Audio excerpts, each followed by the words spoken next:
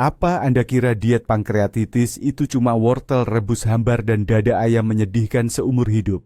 Bagaimana kalau saya katakan menu makanan yang aman itu tidak cuma aman, tapi juga bisa benar-benar enak? Hari ini, kita akan berpetualang kuliner menuju remisi pankreatitis. Dan saya jamin, Anda akan terkejut betapa banyak hal yang sebenarnya boleh Anda nikmati. Asal tahu beberapa rahasia sederhana. Sejujurnya, remisi bukanlah kesembuhan total. Ini lebih seperti gencatan senjata dengan pankreas Anda.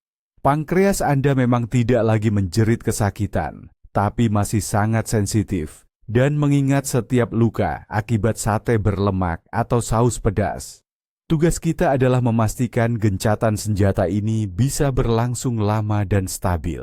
Dan kunci utamanya adalah pendekatan cerdas terhadap makanan yang tidak menghukum, melainkan merawat. Nah, bagaimana kita memulai hidup yang nyaman dan aman dalam remisi? Dimulai dari hal yang paling penting, dengan memahami satu prinsip sederhana namun krusial. Tugas utama kita adalah meringankan beban pankreas sebisa mungkin. Bayangkan pankreas Anda seperti seorang pekerja yang sudah lama bekerja keras tanpa henti, tanpa hari libur atau cuti. Ia lelah, kelelahan, dan setiap tugas berat akan memicu iritasi dan rasa sakit. Tujuan kita adalah mengirim pekerja ini berlibur, istirahat yang memang layak ia dapatkan. Bukan memecatnya, melainkan memberinya waktu untuk beristirahat dan memulihkan energi. Kita menempatkannya pada jadwal kerja teringan yang bisa dibayangkan. Dalam dunia medis, ini disebut prinsip 3P. Peneringanan mekanis, ringanan kimiawi, dan peneringanan termal. Kedengarannya agak ilmiah, tapi sebenarnya sangat sederhana. Mari kita bahas satu persatu. Pertama adalah peneringanan mekanis. Artinya, makanan harus dihaluskan, dilembutkan, atau berbentuk bubur puri. Kita menghilangkan kebutuhan pankreas untuk mencerna potongan makanan yang besar dan kasar. Semua pekerjaan berat itu diambil alih oleh blender atau parutan. Sup krim, bakso kukus lembut, atau mousse yang halus. Itulah pilihan terbaik kita. Kedua adalah ringanan kimiawi. Di sini kita menghilangkan segala sesuatu yang memicu pankreas untuk aktif memproduksi enzim-enzim agresif. Ini termasuk semua jenis stimulan nafsu makan, kaldu kental, makanan pedas, asam, makanan asap, dan gorengan. Makanan harus memiliki rasa netral, tanpa bumbu dan saus yang kuat. Dan yang ketiga adalah ringanan termal. Makanan tidak boleh terlalu panas membakar atau terlalu dingin seperti es. Hanya suhu yang nyaman dan hangat. Suhu ekstrim adalah stres tambahan bagi seluruh saluran pencernaan. Ingatlah 3 pilar utama ini. Makanan yang dihaluskan, netral dan hangat. Inilah fondasi utama untuk mencapai remisi yang tenang dan bertahan lama.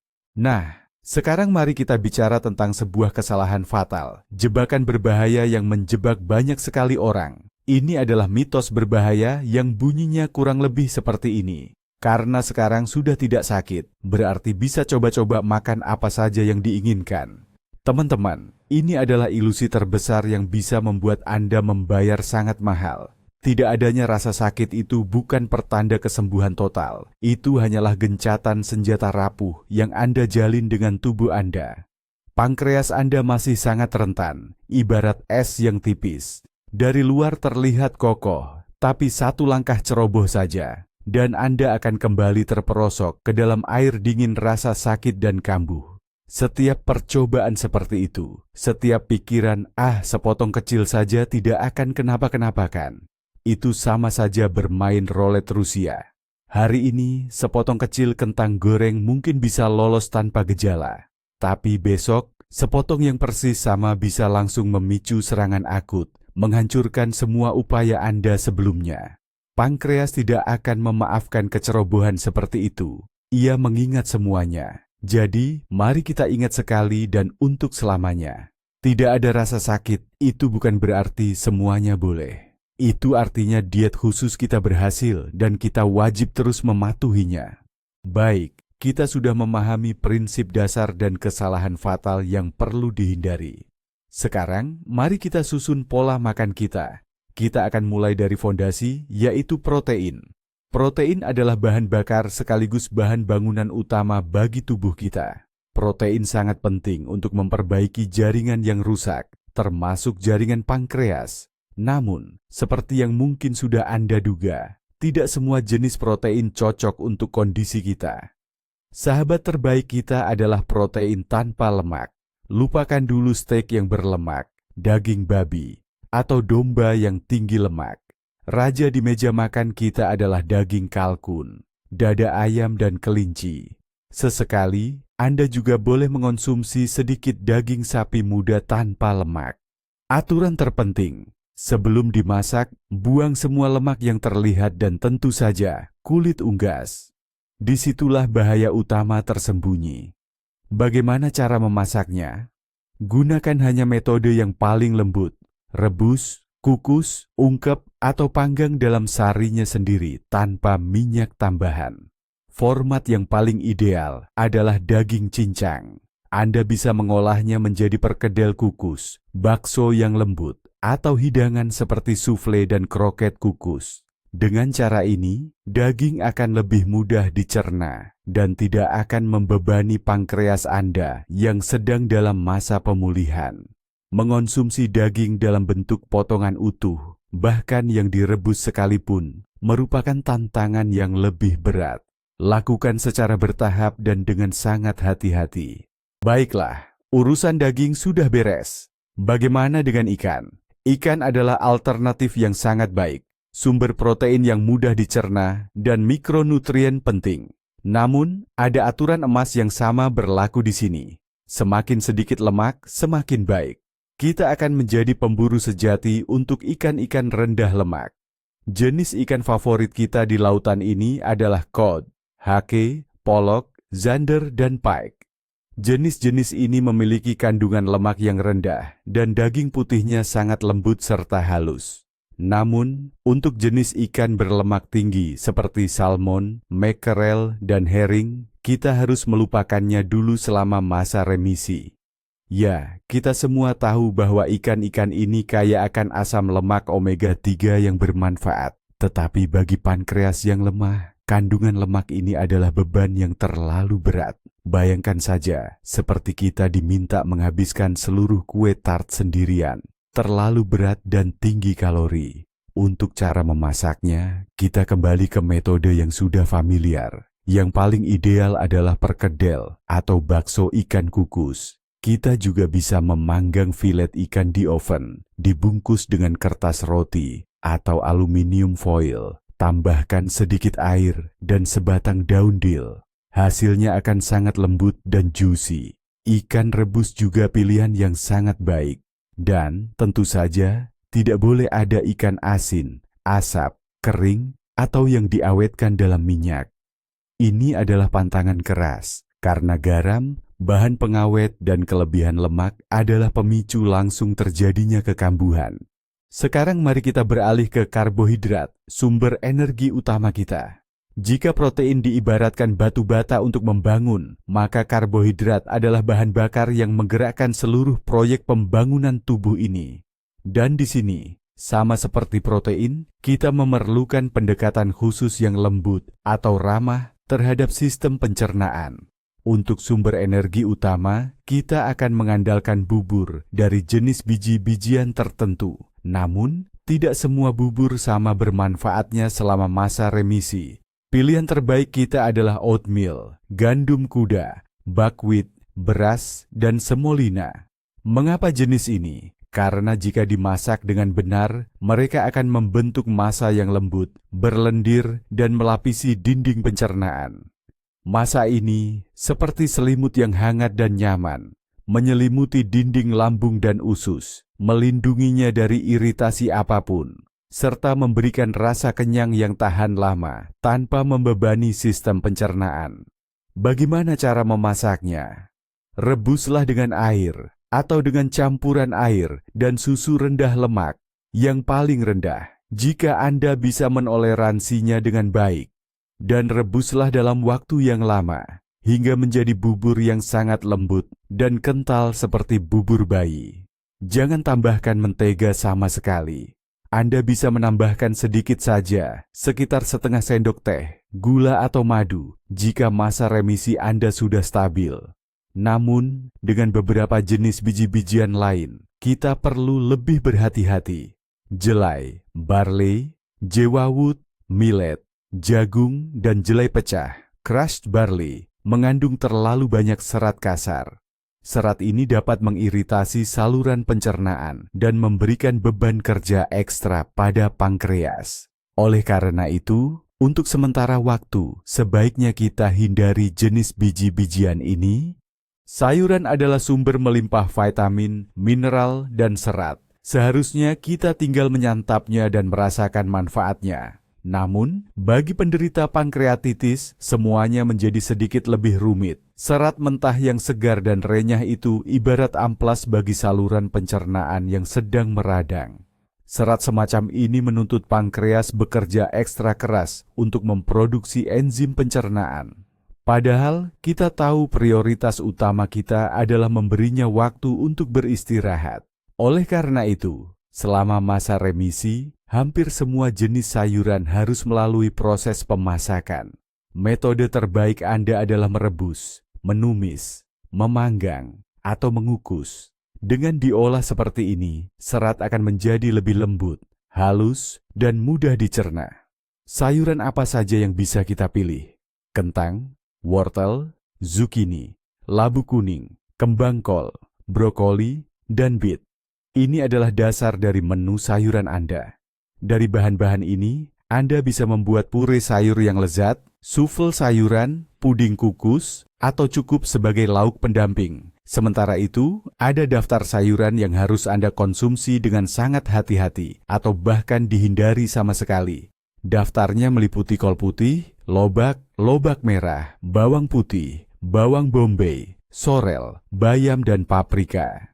Semua sayuran ini entah mengandung serat kasar yang sulit dicerna, atau minyak esensial dan asam yang sangat mengiritasi selaput lendir, serta merangsang produksi sekresi berlebihan.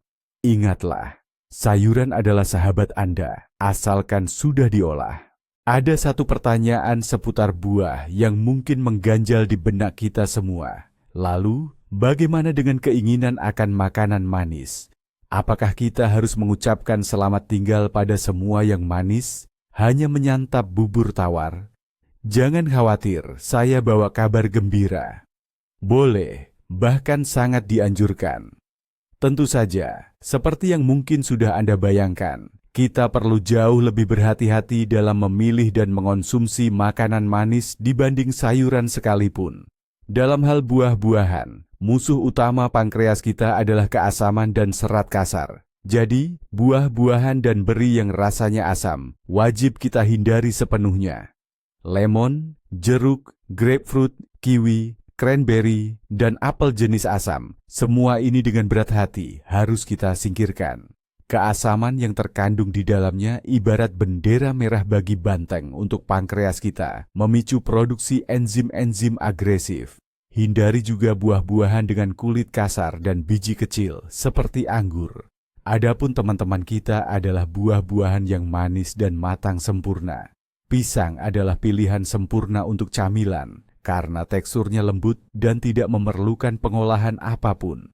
Apel dan pir varietas manis juga sangat baik, tapi dengan satu syarat penting, kulitnya harus dikupas dan idealnya diolah secara termal, dimasak. Dan disinilah sang raja hidangan penutup diet tampil memukau. Apel panggang, tanpa kulit, dan dengan sesendok madu, jika kondisi kesehatan Anda memungkinkan.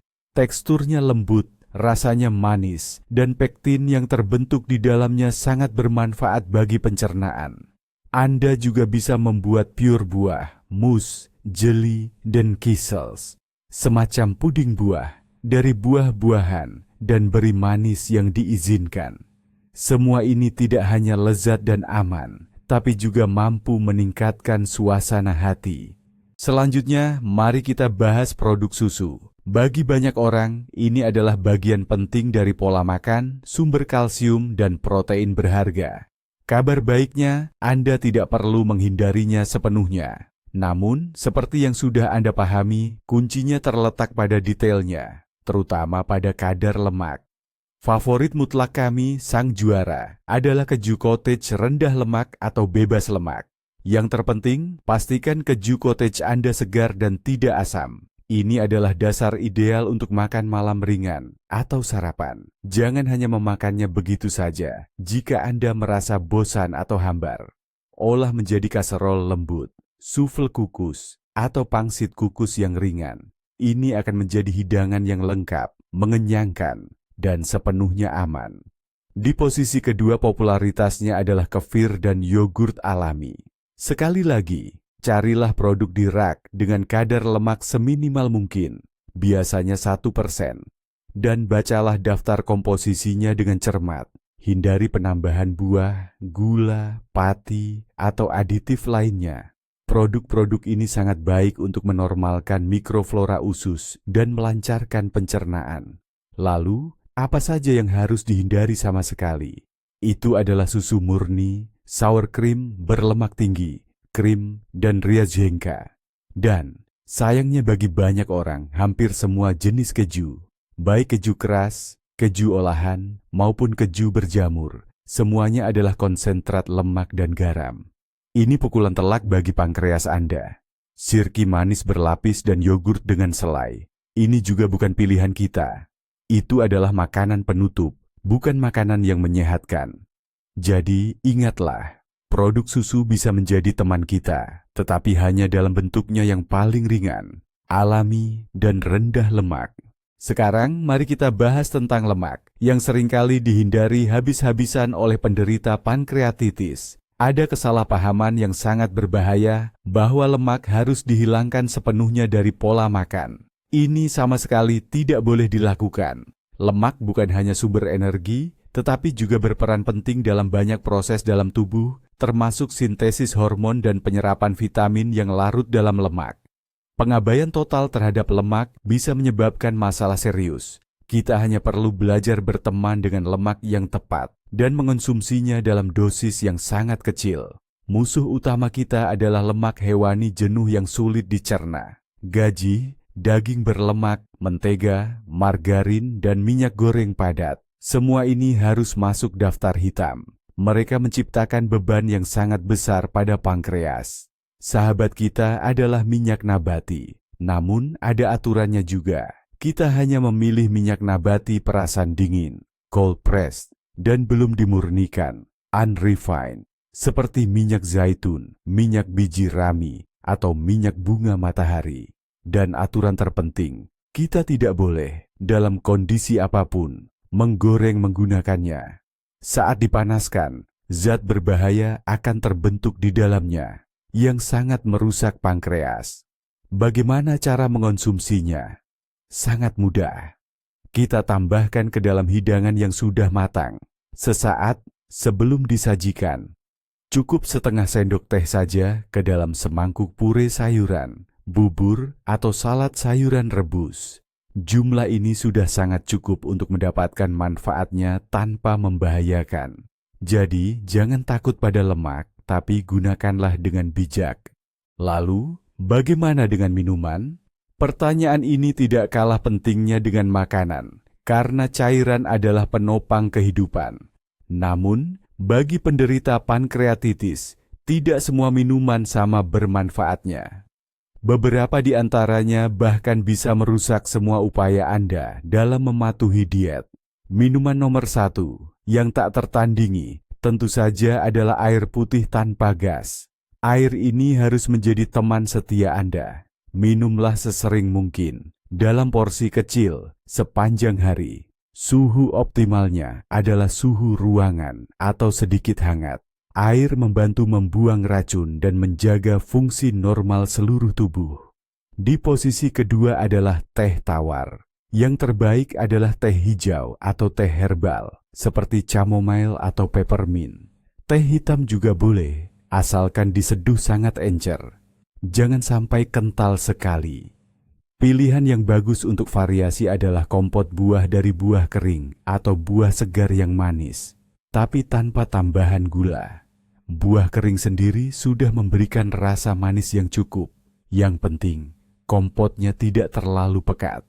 Dan tentu saja, kita tidak bisa tidak menyebut Kisel.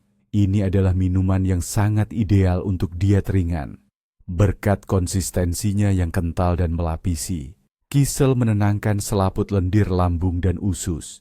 Paling baik disiapkan dari jus buah alami yang diencerkan dengan air atau dari rebusan buah beri. Namun, semua yang mengandung gas, gula, kafein dalam dosis besar, dan segala jenis bahan kimia tambahan, semuanya dilarang keras. Minuman bersoda, limun, jus kemasan, kopi kental, kakao dengan susu, semua ini dapat mengiritasi pankreas dan memicu aktivitas yang tidak perlu. Sekarang, mari kita tetapkan batasan dengan tegas dan bahas apa saja yang harus lenyap dari kulkas dan hidup Anda, sekali dan untuk selamanya, tanpa kompromi sedikit pun.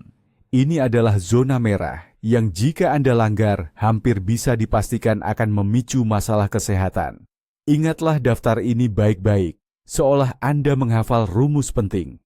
Yang pertama dan paling jelas adalah semua makanan berlemak.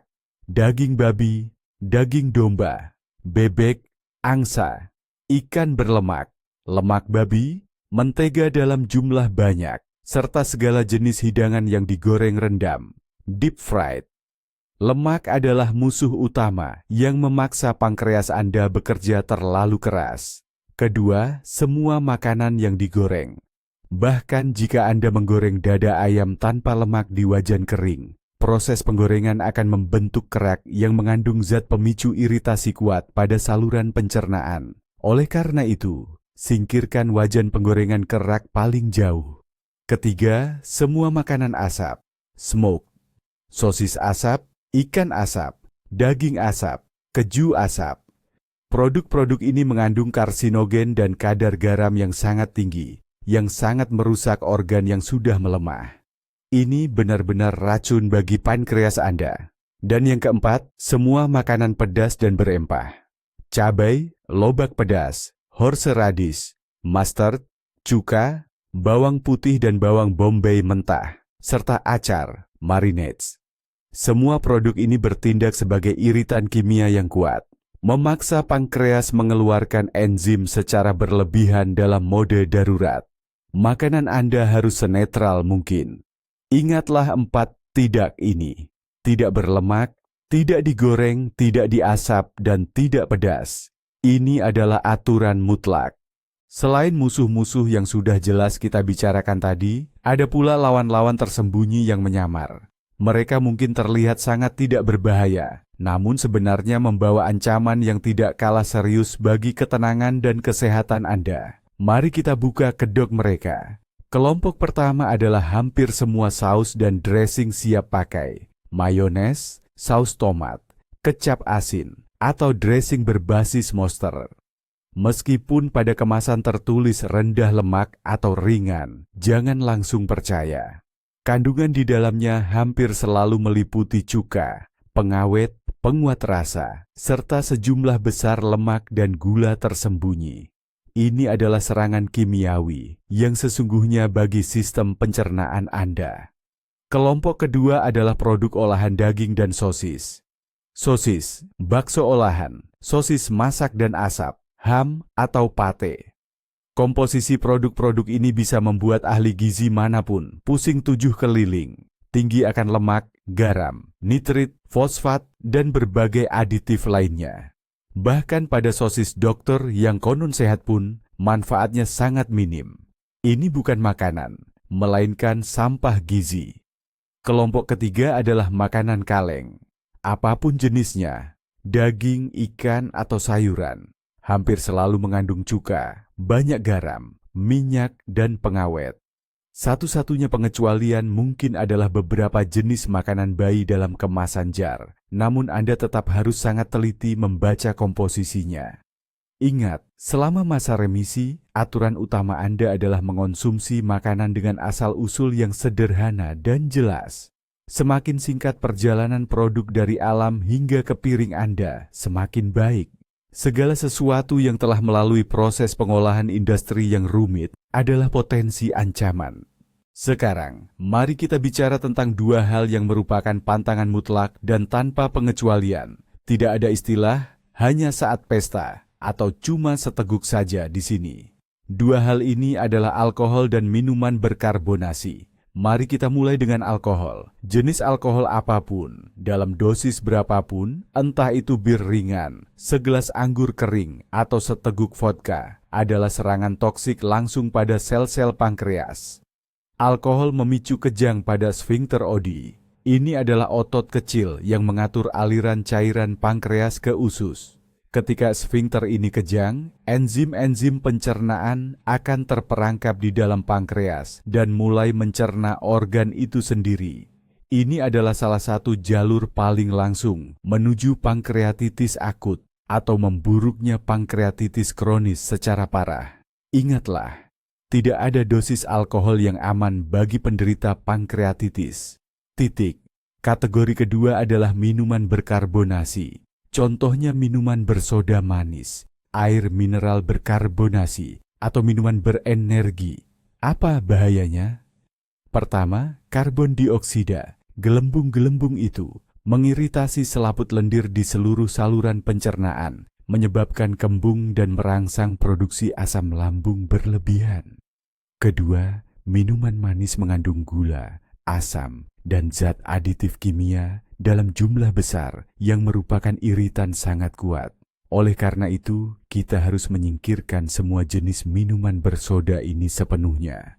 Cukup minum air putih biasa, tidak berkarbonasi, dan minuman yang telah kita bicarakan sebelumnya.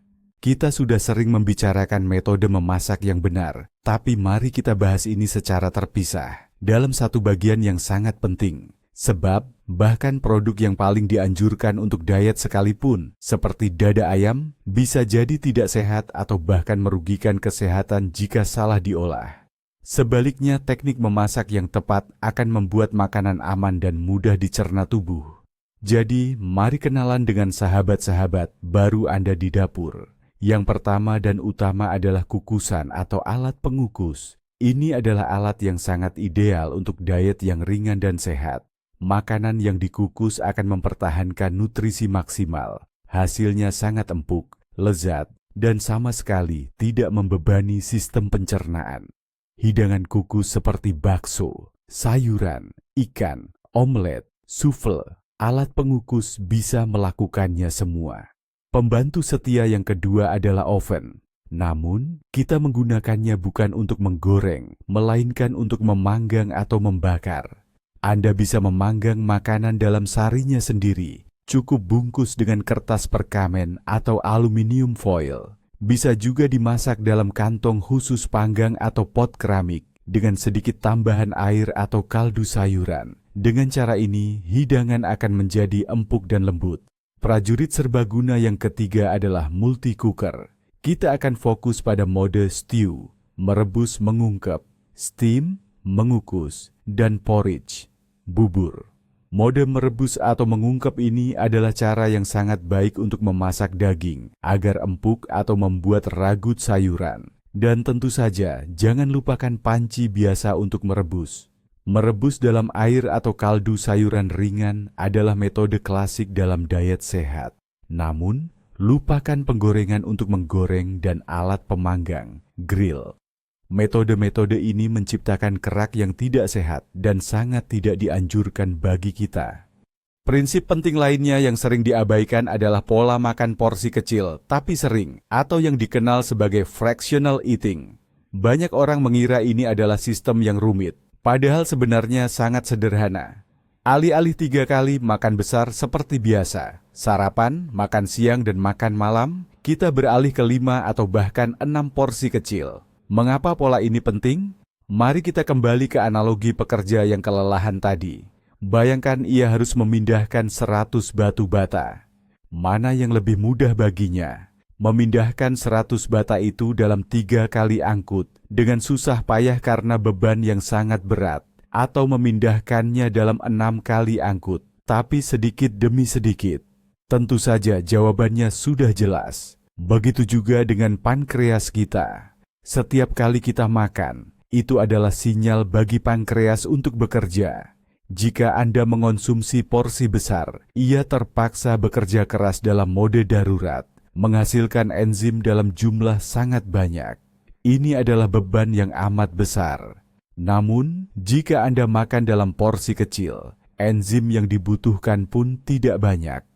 Pankreas bekerja dengan tenang, efisien, dan tanpa beban berlebih. Jeda waktu optimal antara waktu makan adalah 2,5, maksimal 3 jam. Ini membantu menghindari baik kelebihan beban pada pankreas maupun rasa lapar yang hebat yang sering mendorong kita untuk makan berlebihan. Porsi makan harus kecil, kira-kira sebesar kepalan tangan Anda atau segelas air. Lebih baik makan lebih sering, tapi dalam porsi kecil. Ini adalah aturan emas yang akan membantu menjaga fungsi pencernaan tetap stabil dan mencegah gangguan. Baiklah, cukup sudah teorinya. Sekarang, mari kita beralih ke praktik dan coba susun menu sarapan yang sederhana, lezat, dan dijamin aman. Bagaimanapun, hari kita dimulai dengan sarapan, dan sangat penting untuk memulainya dengan nada yang tepat. Sarapan harus ringan, bergizi, dan ramah untuk sistem pencernaan kita. Pilihan ideal yang pertama terlintas di pikiran tentu saja bubur. Tapi bukan sembarang bubur, melainkan yang disiapkan dengan benar. Gunakan havermut jenis long cooking, bukan yang instan. Rebus dengan air atau campuran air dan susu rendah lemak, C1%, hingga menjadi bubur yang lembut dan matang sempurna. Tidak perlu mentega sama sekali, agar tidak hambar dan membosankan. Anda bisa menambahkan setengah sendok teh madu, asalkan Anda cocok dan kondisi kesehatan Anda stabil. Apalagi yang bisa ditambahkan ke bubur? Pendamping idealnya adalah apel panggang. Ambil apel manis, buang bagian tengahnya, biji dan rongga. Anda juga bisa meneteskan sedikit madu di dalamnya, lalu panggang di oven sampai lunak. Hasilnya adalah hidangan penutup yang lembut, manis, dan sangat bermanfaat, yang sangat cocok dipadukan dengan bubur. Pilihan sarapan lain adalah omelet kukus. Buatlah hanya dari putih telur, karena kuning telur mengandung banyak lemak. Kocok 2 atau 3 putih telur dengan beberapa sendok makan susu, tambahkan sedikit garam, lalu kukus. Hasilnya adalah awan protein yang ringan dan empuk. Untuk omelet ini, Anda bisa menambahkan sedikit pure dari wortel atau labu siam rebus. Mengenyangkan, sehat, dan aman. Baik, soal sarapan sudah beres. Sekarang, mari kita susun menu makan siang yang ideal. Makan siang biasanya adalah waktu makan paling mengenyangkan. Tapi dalam program kita ini, makan siang harus tetap ringan dan tidak memberatkan pencernaan. Formula makan siang klasik yang terdiri dari hidangan pembuka sup, hidangan utama, dan minuman penutup bisa tetap kita terapkan. Formula ini sangat cocok untuk diet kita, hanya perlu sedikit penyesuaian. Sebagai permulaan, sup wajib hukumnya. Tapi bukan bors kental dengan kaldu tulang, melainkan sup krim sayuran yang ringan. Ini adalah hidangan yang sempurna. Hangat, berkuah, tidak perlu banyak mengunyah, dan mudah dicerna. Variasinya banyak sekali. Sup labu, wortel, kembang kol, atau zucchini. Cukup rebus sayuran sampai empuk dalam sedikit air atau kaldu sayuran encer. Lalu haluskan dengan blender hingga konsistensinya lembut merata. Bisa tambahkan sesendok yogurt rendah lemak untuk tekstur yang lebih lembut dan creamy. Untuk hidangan utama, kita wajib menyajikan hidangan protein dengan pendampingnya, karbohidrat. Apa contohnya? Misalnya, bakso kalkun kukus. Ambil daging filet kalkun, giling halus. Campurkan dengan sedikit nasi yang sudah direbus, bentuk menjadi bola-bola, lalu kukus hingga matang. Ini lembut, mengenyangkan, dan sangat sehat. Sebagai pendamping bakso kukus, nasi rebus atau bubur kentang adalah pilihan yang sempurna. Bubur kentangnya disiapkan dengan air atau kaldu sayuran, tanpa mentega dan susu. Bisa tambahkan setetes minyak sayur di piring saat akan disajikan. Nah, untuk hidangan penutup, kita bisa sajikan minuman sehat dari buah kering atau kisel, seperti yang sudah kita bicarakan sebelumnya. Dengan begitu, kita akan mendapatkan makan siang yang lengkap, seimbang, dan sangat aman untuk dikonsumsi. Saatnya makan malam tiba. Nah, seperti apa ya menu makan malam yang ideal, terutama jika Anda memiliki pankreatitis? Aturan utamanya sederhana. Makan malam harus seringan mungkin dan dikonsumsi setidaknya 2 hingga 3 jam sebelum Anda tidur. Mengapa begitu? Karena di malam hari, sistem pencernaan kita, termasuk pankreas, seharusnya beristirahat, bukan bekerja keras mencerna makanan berat. Membebani organ-organ ini di malam hari adalah jalan pintas menuju nyeri dan ketidaknyamanan di pagi hari. Pilihan ideal untuk makan malam adalah kombinasi protein yang mudah dicerna dan sayuran yang telah dimasak. Contohnya, ikan panggang dalam aluminium foil. Ambil filet ikan putih rendah lemak, seperti ikan kod atau polok. Anda bisa memercikinya sedikit air perasan lemon jika cocok. Lalu tambahkan beberapa tangkai dill. Bungkus erat dalam kertas roti atau aluminium foil, lalu panggang dalam oven selama kurang lebih 20 menit. Hasilnya, hidangan ikan yang luar biasa lembut dan lezat. Sebagai pendamping ikan, pure kembang kol atau brokoli sangat cocok. Cukup rebus kuntum sayuran hingga empuk, lalu haluskan dengan blender. Tambahkan sedikit air rebusan agar konsistensinya pas. Rasanya dan teksturnya sangat mirip dengan kentang tumbuk, tetapi jauh lebih mudah dicerna dan kandungan patinya lebih rendah. Pilihan makan malam lainnya adalah kaserol atau sufle kukus dari keju cottage rendah lemak. Hidangan ini kaya akan protein yang akan dicerna secara perlahan sepanjang malam, membuat Anda merasa kenyang lebih lama dan membantu proses pemulihan tubuh.